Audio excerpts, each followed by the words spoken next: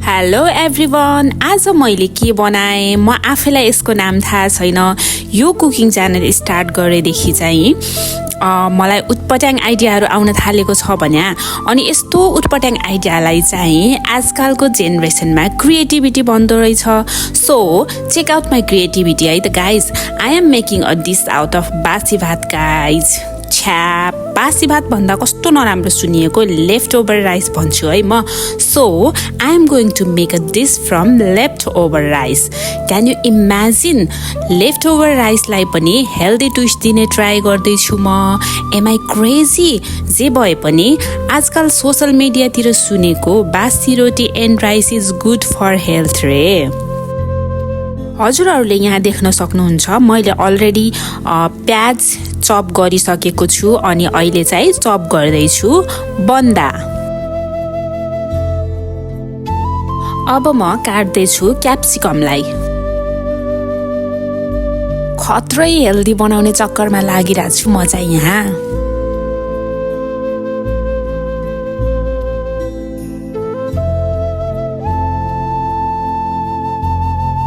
अब एक टुक्रा अदुवालाई पनि म थिचथाच काटकुट पार्दैछु।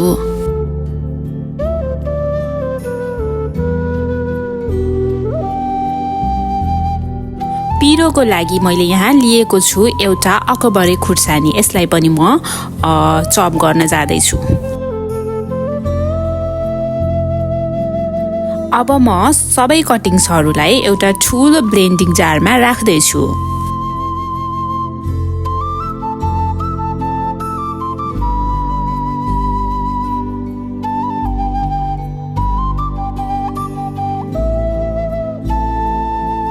अनि एड गरे एउटा ठुलो बलको एक बल लेफ्ट ओभर राइस।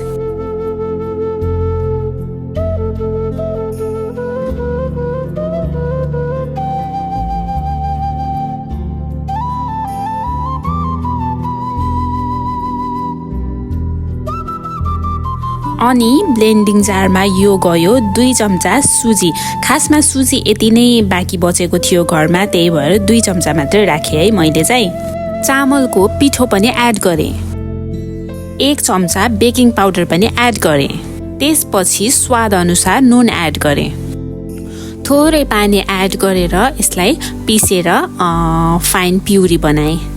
अब यो हेल्दी बासी भातको फाइन पेस्टलाई के गर्ने होला भनेर सोचिरहेको थिएँ अनि ठ्याक्कै सम्झेँ वी ह्याड कहिले युज नगरी थन्काएर राखेको भाँडा युटिलाइज गरिदिउँ न भनेर निकालेर सफा गरेर हेल्दी बासी भातको पेस्टलाई यसमा चम्चाको सहायताले राख्दैछु। यो सब प्रोसेस गरिरहँदा चाहिँ एकछिन त खत्रै सेफ भएछु क्या हो भन्ने फिल पनि आयो है मलाई। खासमा यो भाँडा चाहिँ के बनाउने भाँडा रहेछ हजुरहरूलाई थाहा छ भने यसो कमेन्ट गरेर भनिदिनु न है।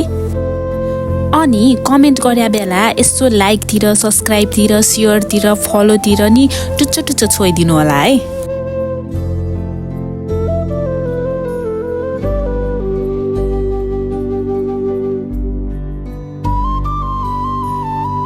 अब मैले यसलाई 20 मिनेटको लागि स्टिम गर्न राखिदिएँ।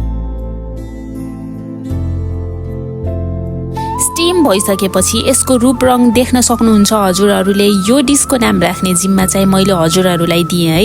यो चाहिँ पूर्वतिर खाइने भक्काको 13 दिने दाजुभाइ हो कि सौतेनी दाजुभाइ हो कि के बन्यो खै।